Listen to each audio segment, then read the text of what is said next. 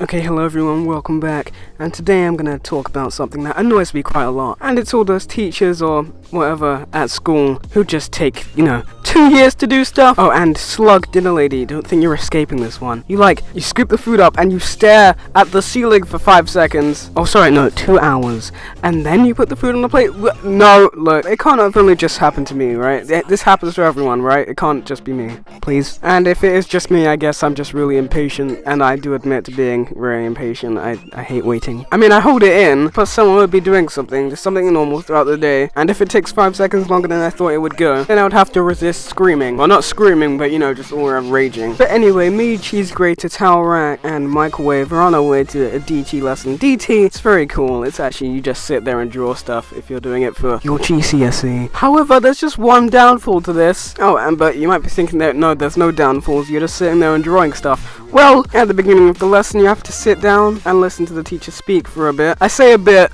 I mean 45 minutes, and then we only have like half an hour to do our drawing. He gets carried away in speaking about some weird thing that he's researched, just like, oh, you can add a lot of detail to your work by doing this, this, and this, and he just keeps looping on that for ages and ages, and we've developed this new thing now, where we just get up slowly and go, okay, we understand, and we just move away and get on with our stuff, because we cannot listen to him for another 2 seconds. And the funny thing is, when we're still doing our drawing, he's still going on about whatever he's saying, and no one's actually listening to him. We just pretend to listen to him, but he really does think people are listening to him. And don't worry, toaster, microwave, and cheese grater, the Quake Radio thing will be up. If this video is up before the Quake Radio thing, don't worry, it'll be on like 2 minutes after, I guess. But anyway, after all that, we have maths. At the end of the day, we got given some weird paper. I was working with cheese grater on it, but that day cheese grater wasn't really feeling very well. He was throwing up all everywhere pretty much, and he asked if he could go get some water. The teacher says to him, okay, go to the fountain, go. Bear in mind, this isn't Bearded Goat. She wasn't in, because if it was Bearded Goat, I don't think he would have been going anywhere.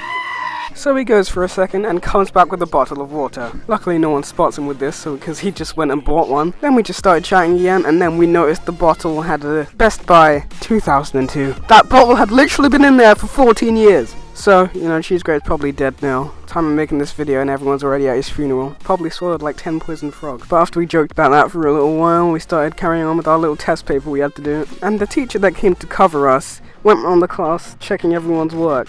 He came over to us and started ticking everything on our sheets. And it's when he said a certain thing that I noticed there was something up with him. Every time he checked our sheets and everything was right, he would say, "Oh, yes." And that's when I had to break the news to cheese grater that our teacher was actually Churchill. Then cheese grater actually just fell on the floor and died. Thing is, he does actually look slightly like Churchill, so... But anyway, the death counter for today's video. You get 3 days to live. You do not like the video. You do like the video, you join the meme police.